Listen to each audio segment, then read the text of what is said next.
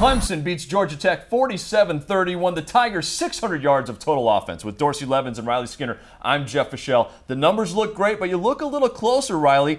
Sammy Watkins, 6 catches, 42 yards. Not a big day. Should Clemson fans be worried about Sammy Watkins? No, absolutely not. I do not think this is a Sammy Watkins issue per se. I think this is just a byproduct of defenses game planning against their best playmaker and wanting to keep Sammy Watkins in front of them, not give up the big play. And by doing that, Sammy Watkins didn't have the opportunities. And so they're trying to get him involved, get the ball in his hands by getting him little slip screens like you see here, because he is the playmaker on this team. They got to give him the ball somehow. They're incorporating him in the run game, which I think is a smart thing to do, but I don't think it's a Sammy Watkins problem. It's just Taj Boyd reading the defense, because right now he's got another guy on the other side, DeAndre Hopkins, that he can throw to.